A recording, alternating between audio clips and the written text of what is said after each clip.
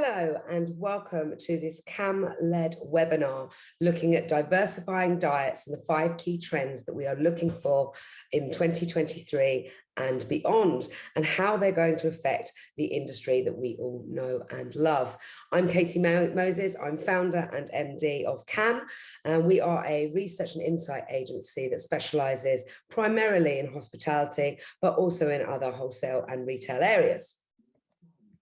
So today, I'm going to be taking you through these 5 key trends that we are seeing that we believe are going to become part of the 2022, 2023 and beyond landscape. We're going to cover the idea of the health of me and the world combined, that idea that the average consumer is now putting much more emphasis on their own health and the health of the things around them, including, of course, this wonderful planet that we all live on. We're going to talk about the desire to stay local, and that's not just about being confined to your own house during a lockdown, but that idea that we are all a lot more engaged and involved with our local communities now. The idea of personalisation, so it's not just I want what I want when I want it, but I actually want it to be relevant and specific to whatever I need and whatever my wants and needs are. We, of course, could not possibly talk about a trend within food without talking about Instagram and social media. But I also want to cover convenience, because it's not all about the sort of flash, bang and bells and whistles. It's also about how we get what we get, and getting it at our own convenience, and without having to spend a lot of time, a lot of money and a lot of effort getting it. So the first thing I want to cover is just 3 consumer trends that we believe are here to stay. And these are trends that kind of came about in lockdown, but we don't see going away anytime soon. And we all know that it takes 6 weeks roughly to form a habit or to break a habit. We had pretty much 2 years of that pandemic, which I am hoping we're coming out of now, but I don't dare say that live on a webinar. So fingers crossed. When I say as we're coming out of the pandemic, I just hope that's not wishful thinking. So 3 areas that we've really identified that came about within lockdown, within the pandemics, and that are still with us now and still we believe will continue to be with us. Number 1, the deregulation of life.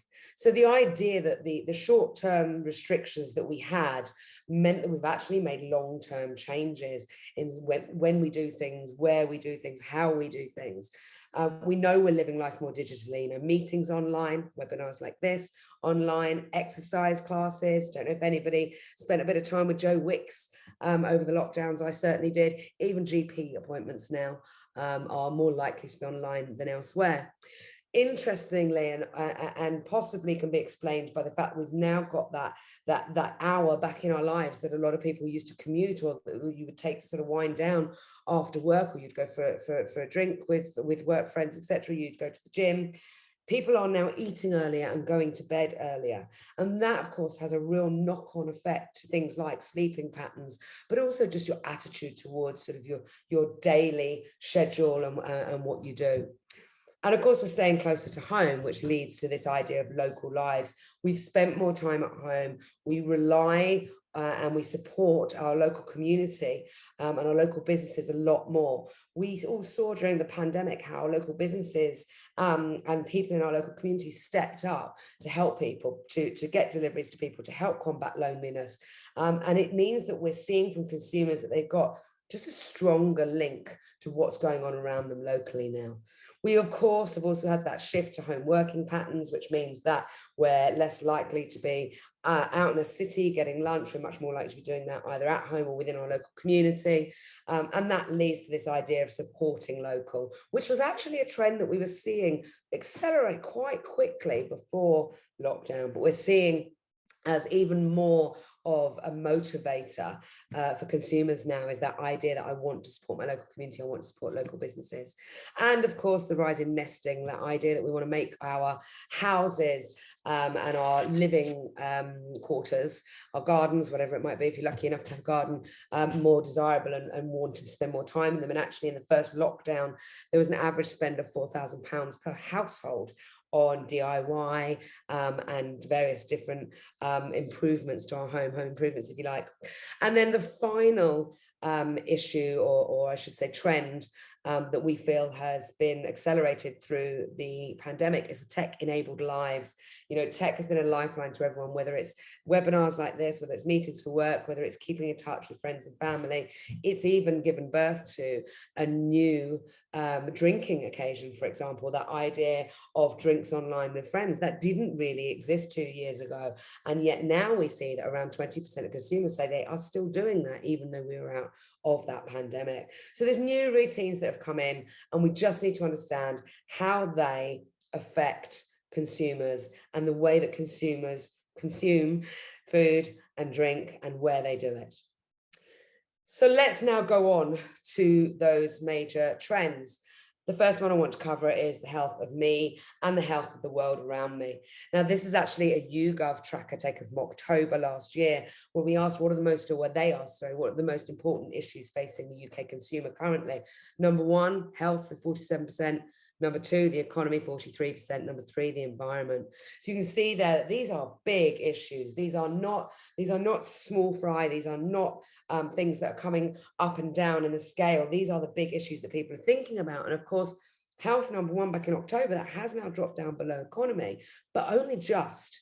It's still incredibly important. And I think that added focus that we had on our health over the pandemic has made us care more and realize, you know, what's the phrase that your grandma would say to you? If you don't have your health, you don't have anything, or health is the most important thing. And it is absolutely right. And I think we've realized that through the pandemic. Consumers have also got this concern that I need to eat healthier. I need to look after my mental health. I need to drink less. You know, there's all these ideas of, I want to just look after myself a little bit better. I want to have a healthier body. I want to have a healthier mind. And you can see there, and this is from our research, 54% said to us that they're making a conscious effort to eat more healthily in 2021, and 37% to look after our mental health. And I've said this in a few presentations, but if it's possible to say a good thing came out of a global pandemic, this idea that mental health care is just as important as physical health care, and that idea of checking in on each other and making sure people are okay is definitely a positive for me. Of course, the concern for health of myself and around me includes venues. We know that the awareness of cleanliness and hygiene has been heightened, but it's not just short term, it's actually a long-term thing. And some research that we did with Food Alert called Hygiene Matters, you can get that free of charge on our website, in November 2021, cleanliness and hygiene was still, even in November last year, the top three factor, one of the top three factors of driving venue choice. And also we know that it's one strike and you're out. You only get one chance if you let customers down with cleanliness versus two chances for poor service. The other point to make is it's not just about in venue, it's actually about what's being delivered to my home as well. Food hygiene ratings have grown in importance, especially with the younger generation, who even when ordering on an app will often check the food hygiene ratings first.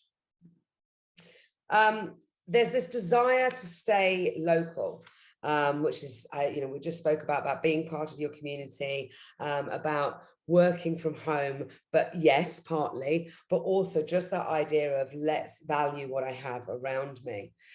So this is some ONS data about the future of home working, and 85% of employees who worked from home want a hybrid approach to home and office working in the future. So anybody that thought we were all just going to rush back into the office 5 days a week, 9 to 5:30, and that was it, that's not going to be the case. It's not the case now. It's not going to be the case in the future. We do know that this doesn't work for everybody. This is not a blanket solution, but it does work for a lot of people. And of course, that has implications to city bars and restaurants who have got less footfall. They've got less people there. The idea that the majority of people are working from the office, if they are, Tuesday, Wednesday, Thursday. And there's an acronym for that, but I'm not going to say it right now. That means that Mondays and Fridays, you know, there's much less flow into cities. There's much less footfall for city bars and restaurants. What does that mean that they need to change their offering to look like? Dining at home. I mean, it did get to a point where we were all fed up with cooking our own food, I know. And that's where the hospitality at home side of things comes in, which I'm going to cover later. But of course, the idea of dining at home, does that mean that we're at home? we have worked at home all day. Can we really be bothered to get dressed and go out when we're probably, like I am right this moment, sat here in yoga pants at the bottom and a smart top at the top? So can we be bothered to do that? And then, of course, there's the rise in demand for local services. So no, I can't be bothered to go out, but actually, I wouldn't mind getting a takeaway from my favourite local restaurant. And that brings me nicely, as though I planned it, onto hospitality at home.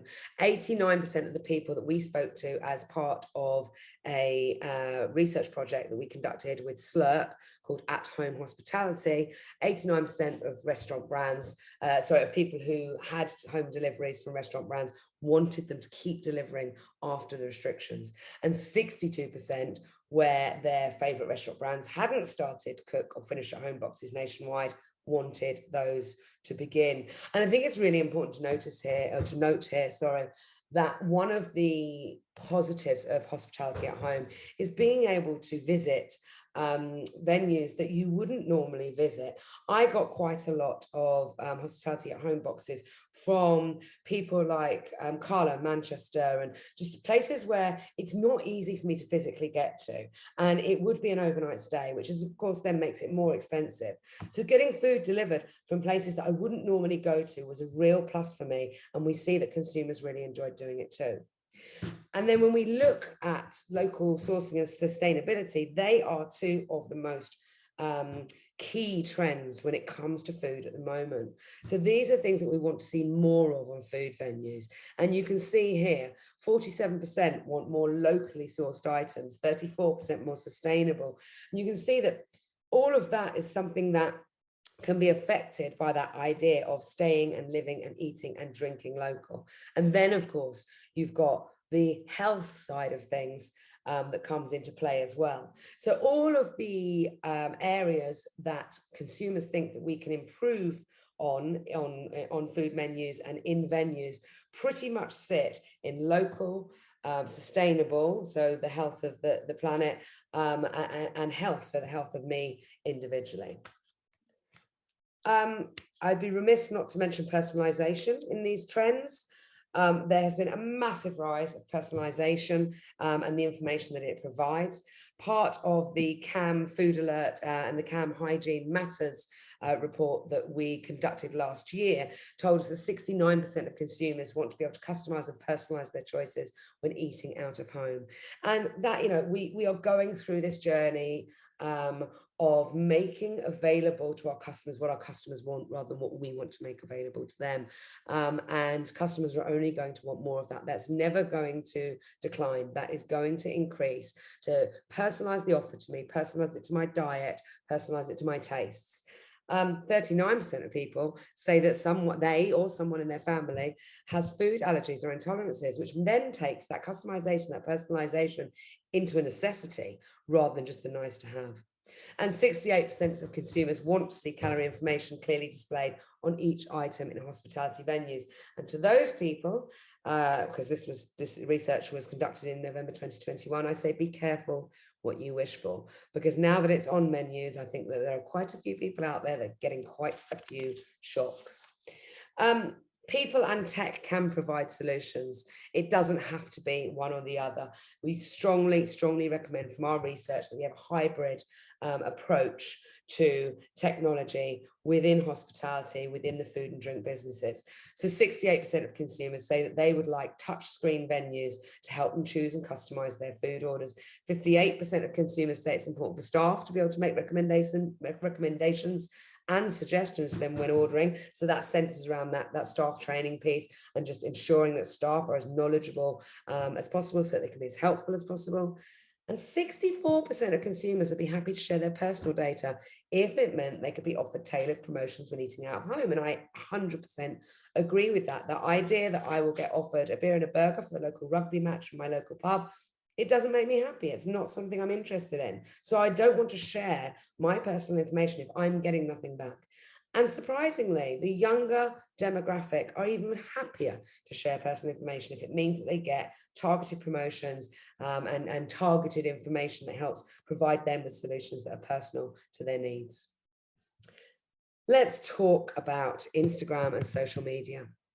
This is a bit of an eye test. I'll let you read this yourselves. You can pause the screen to have a proper look. But from the below index, which is benchmark versus national NatRep sample, you can see how important it is to get social media and the Google Near Me tool search right for younger customers.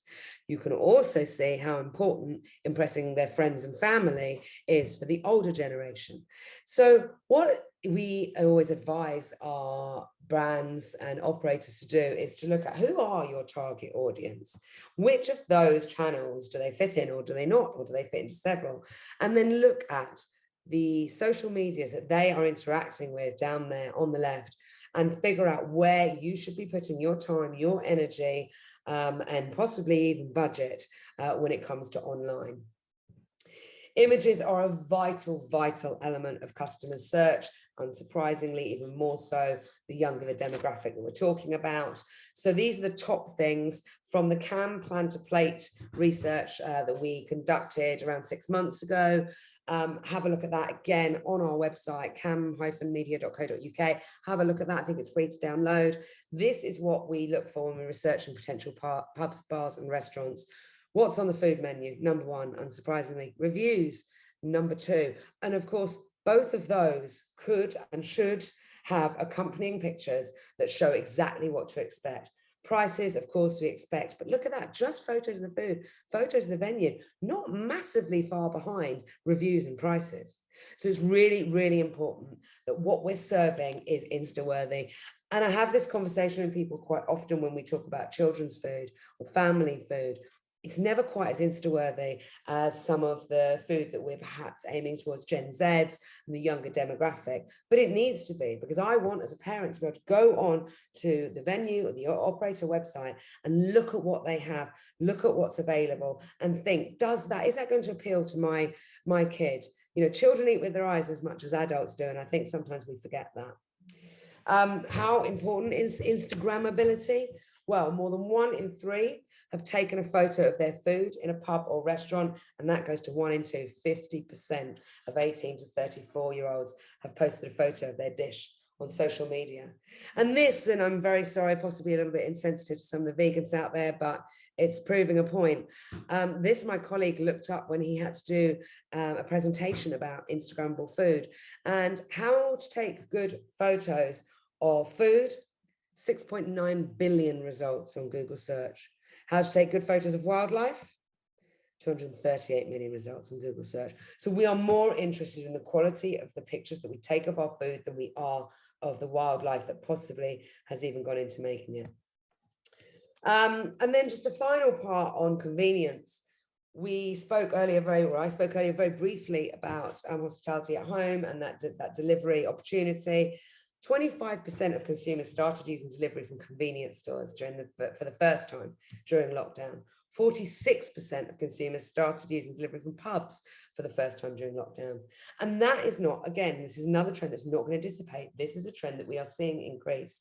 The idea that I want something that's convenient to me. The other day, my husband and I were making spaghetti bolognese.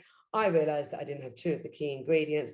I got on Gorilla's app and I had it delivered to my door within 8 minutes, which meant that I didn't have to take my slippers off and put my shoes on. I didn't have to get in my car or walk 20 minutes, which, believe it or not, even though I live in London, 20 minutes is my nearest convenience store to get that. If I wanted to go out to my local pub, but again, I couldn't be bothered, I could get that delivery taken to me. So the rise in demand for delivery is not just about lockdowns, is not just about the pandemic, it's also about the idea of increasing convenience within my life. And spend was up year on year by 102% last year on takeaway delivery platforms like Deliveroo, Just Eat, and Uber Eats. Let's just talk a little bit about digital, because this is what helps us to have a convenient experience within a pub, bar, or restaurant. The demand for digital is increasing.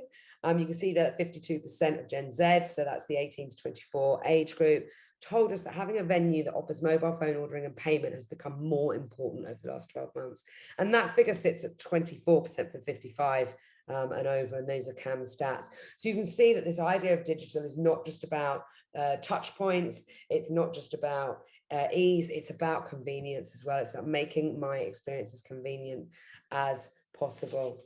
So just in summary, The health of me and the world combined, incredibly important. The health issues facing UK consumers, the concern for healthier bodies, healthier minds, healthier venues, sustainability, and of course, a healthier planet. The desire to stay local, so that working from home shift towards local, the impact on traditional workplace and the behaviours in pubs, bars, restaurants, food service around those particular the particular emissions that consumers are on. That idea of local sourcing being not only a top food trend, but something that's becoming more important at home and out of home. Personalisation, I want to be able to personalise my food, my diet is personal, so should the food and drink that I put into my body be. Technology and staff needing to work together to deliver that experience that customers are demanding.